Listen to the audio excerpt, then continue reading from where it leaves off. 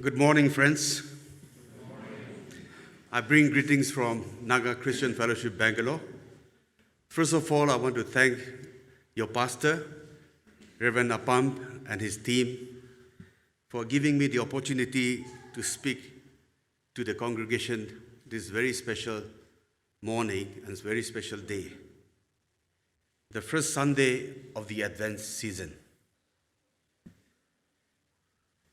Well, the word Advent comes from the Latin adventus, which means coming, arrival, or the visit of something having very great importance.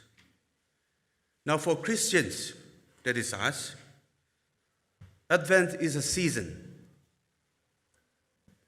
a period of spiritual preparation, in which many of us, we get into that time of prayer, contemplation, and also repentance. My friends, therefore, this very special day, this very special moment at this time of the year, I want us to focus on the importance of this preparation as we look forward to Christmas very soon. Our text is Isaiah chapter 40, verses 1 to 5. So that's been read to us very clearly by one of our sisters. Now here in Isaiah chapter 40, verses 1 to 5, it talks about a voice calling out in the desert to prepare the way for the Lord. Today, my dear friends, if you look around, we hear so many voices. The voice of those in pain, the voice of those without food, that is a reality, the voice of those who are in bondage of different kinds, the voice of those people who are fighting for power, and also, of course, the voice of those people who are longing for love and longing for acceptance in their lives. Yes, my dear friends, it is very true. We also hear the voice of those people who are crying to overcome their weaknesses, difficulties that are with them in their lives. So, my friends, this morning, on this very special day in the year 2019, and in this Advent season, I want us to focus ourselves to listening to the voice that we just talked about, that we just heard from the Word. That voice that was crying out in the wilderness, mentioned by Prophet Isaiah. Now, Prophet Isaiah speaks about the voice of an unnamed messenger. He did not mention about who that was, the name of the messenger. He simply said, a voice crying out in the desert. The voice that talked about the coming, the arrival of a very important person. Now, if you look carefully into the word, you see that the voice refers to none other than John the Baptist, the forerunner of Jesus Christ. John the Baptist himself was a desert prophet who preached the message of repentance and forgiveness. That was his specialty to the people. And if you look into the Gospels, all of them, all the Gospel writers testified to this truth, to this fact. Now, John chapter 1, verses 7 and 8. talks about John the Baptist in this way. He came as a witness to testify about the light, so that all might believe because of him, that is, because of John the Baptist. Now, John was actually not the light. He did not claim himself to be the light. But he said he came before the light to testify about the coming of that light, that is Jesus Christ, the Messiah, whom we are looking forward to receive. Now, John the Baptist was a prophet who was specifically assigned to bring the message of repentance and forgiveness to the people. That is, to the people of God, the Israelites. Now, prophets are actually people. They are the voices of God to convey God's special message. They are called and consecrated by God himself. These are very special people, not ordinary people. Therefore, they have authority to speak the message God gave them. In John chapter 1 and verse 6, we find about John in this way. There was a man sent by God whose name was John. Now we see that John was actually assigned. He was actually sent forth by God himself. So we see that John received his calling, not from the people, but directly from God. Now, it is important for us to see and to ponder upon where this very special voice was heard. We should not forget that part. In verse 3 of Isaiah chapter 40, it says, in the desert. Isaiah 40 verse 3, a voice of one calling in the wilderness, prepare the way for the Lord. Make straight in the desert a highway for God. Now, as we talk about the desert, we have to look at the background or the situation of the Israelites, their association with this particular part of the land. The Israelites, they were very familiar with the desert. It was a part of their lives, of their journey. Or as you talk about the wilderness, the areas that bordered their nation, they were very much familiar with those situations. Now, the word desert in the Bible does not simply refer to a geographical location, but to some aspects of the desert itself. The Israelites, as we look into their history, they wandered in the desert for 40 long years. That's a pretty long time. 40 long years. Then again, we see David, King David, when Saul pursued after him to kill him, he fled into the desert for shelter.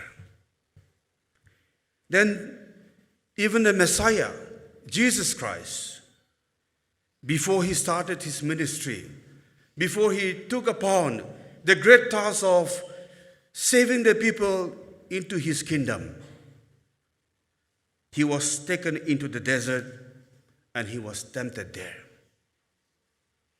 Now, the desert is a barren place.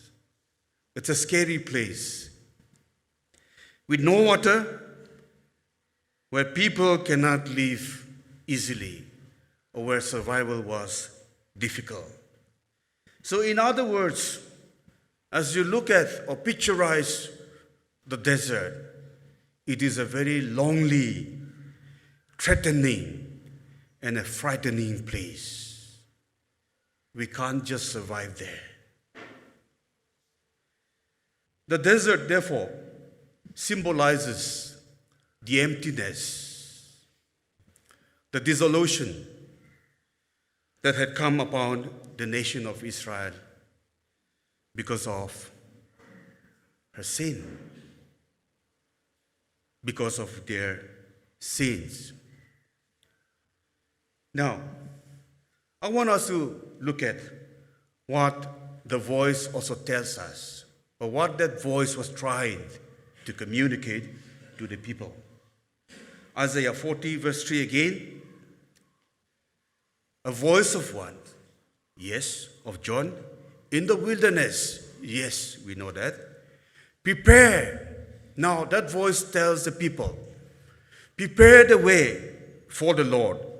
Make straight in the desert a highway for God to walk through. A highway for God to walk alone.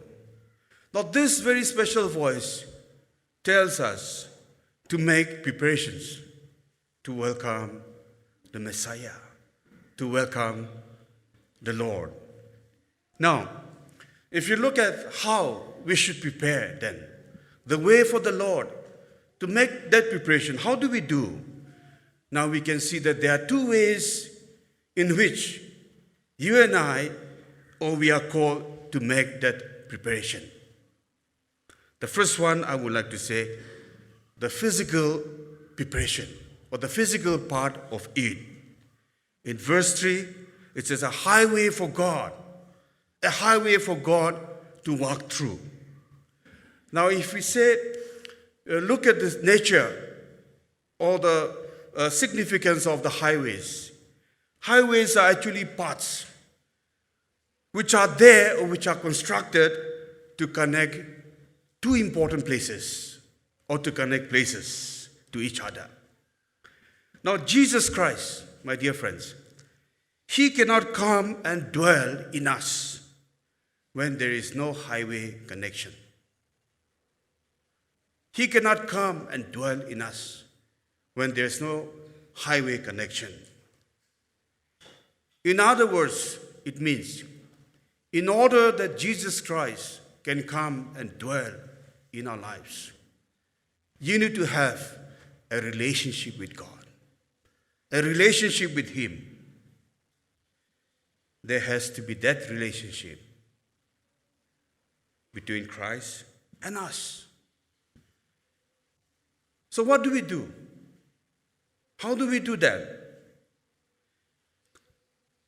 See, as we talk about the coming of the Lord, how do we do this? Now, I want to take you to that picture when we have VIPs coming to our towns. We are all very familiar with that part of life, isn't it? Important people coming to your town, to your house, or to your city. We give our best towards making that preparation for the person to come. We clean the roads. We decorate the highways. I'm sure some of you have already put up decorations in your home. We prune the trees, disturbing the pathways. There should be no obstruction to the path where the VIP was supposed to come. And we also laid the red carpet, that he should walk in that path alone, because that was specially made for him. We do all this, my dear friends, because we respect the status of the person. That's how we honor him that way. Now, coming to our Lord Jesus Christ, our Lord Jesus Christ is more than any other VIPs. He's more than any other VIPs. He is the King of Kings and the Lord of Lords. The mightiest among the mighty. And therefore he deserves the best from each one of us. We need to be connected, my friends, with God. That's the first thing we have to do if we want to welcome the King into our lives. So that the meaning of Christmas becomes real in each one of us. I want to encourage you. Get yourself connected to the church, to the people of God, to the people who worship Yahweh alone, God alone, and no other gods. And now, secondly, I want us to focus on that spiritual part of the preparation. The spiritual part of the preparation. Now we move on to verse 4 of Isaiah 40, where it says, "Every valley shall be raised up, every mountain and hill made low, and the rough, rugged ground shall become level, rugged places a plain." Now, just before the coming of the Lord Jesus Christ, the Messiah, the land of Israel was filled with a lot of fear. There was pain, there was anxiety, there was uncertainty of the future. It was in a state of confusion, uncertainty. Now we see that the Assyrians, the people neighboring the nation of Israel, they came and took the people of God, the Israelites, into captivity to the land. Now when they took them, it was not only the man's fault, but they came and took even the women and the children, everyone from the place, and took them to the country. Now in that foreign land, the Israelites, they were abused by these foreigners. They were mishandled. They were raped. And some of them were killed by these foreigners. Now they were even forced to work for them. And not just that, they were even forced to abandon their own God and worship other gods prevalent in that country. So, in that juncture, a very deep vacuum came into the hearts of the people of God, the Israelites. A hunger started developing in them in that juncture. In the hearts of the Israelites, that vacuum started developing day by day, the hunger. And many of them started dreaming of going back to their own homeland one fine day. They started dreaming of that. But, my dear friends, herein we see that the only way through which these people could go back to their own homeland, there was no other way out but only through coming back to the Lord. Only through getting themselves connected to Yahweh, their God. To give themselves back to Him. We see in verse 4, I'm going to repeat again, every valley shall be filled up, raised up, which means the emptiness will be taken away. Every mountain and hill shall be made low. Everything shall be brought into place. It will be leveled up. Now God here promised the Israelites that the vacuum in their hearts would definitely be filled, but under one condition. They were asked to clear all the obstacles that were there in their lives. They were asked to put away all the things that had come in between God and them. They were asked to humble themselves before God And they were asked to reconcile, also to be one another, and with God, of course. In other words, they were asked to repent of their sinful ways, to come back to the Lord. We see in the New Testament, John the Baptist became this special voice of this message, of this special message. He became that voice. And he prepared the way for Jesus to come.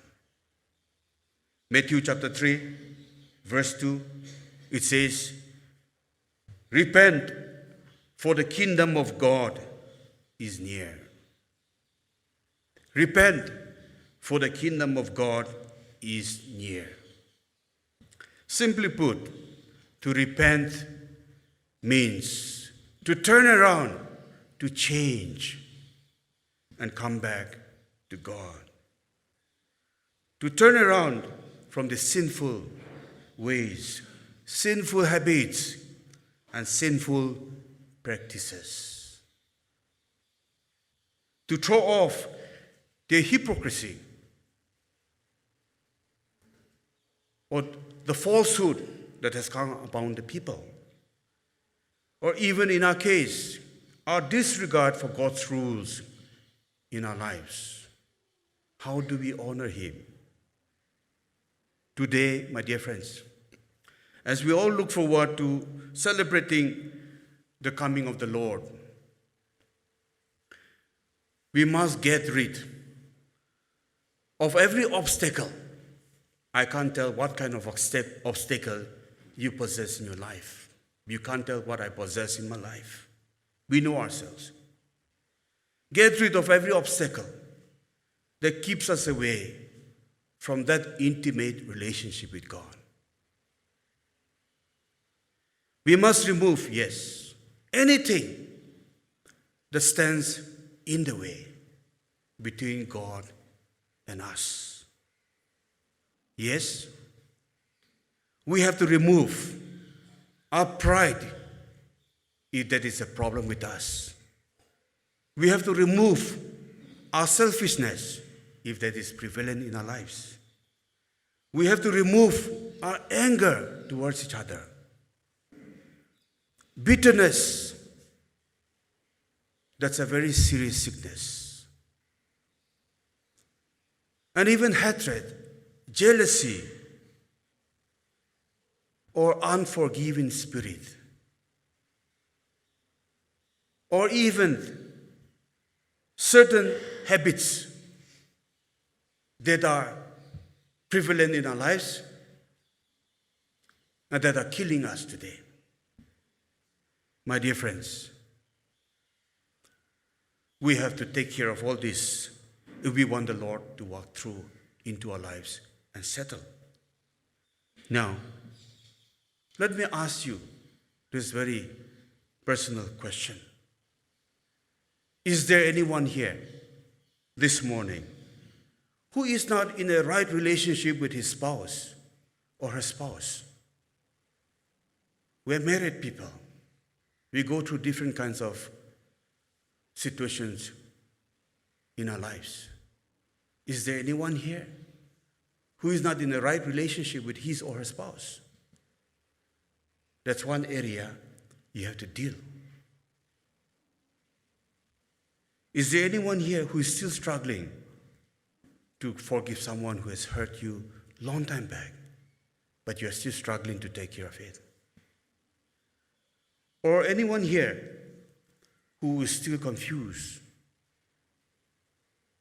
not clear about why you are created or why you are here on this earth? Or anyone who is still not excited about Christmas? We have started celebrating it from today. But is there anyone who is still not excited about it? I want to assure you once again, the Messiah, Jesus Christ, He promises deliverance to those who wish to surrender their weaknesses and their shortcomings to Him. My dear beloved friends, in spite of repeated Christmas messages being heard every year, we may still be moving forward to see yet another Christmas with all these mountains still weighing heavy on us. It can't be that way. We shouldn't move forward in this manner. The Messiah, Jesus Christ, He cannot pass through. He cannot pass through. The highways that you talk about are our highways unless all the obstacles in our lives are taken care of, are cleared once and for all. So, as we close here, and as we enter into this season of the Advent, season of love, that's what we say, season of peace, season of sharing, can we all start preparing ourselves? Not just physically, but spiritually, so that we can really have a meaningful Christmas this time. It is my prayer, as I close here, that the good Lord will shower His blessings upon every one of us who are here this morning through this sermon. Amen.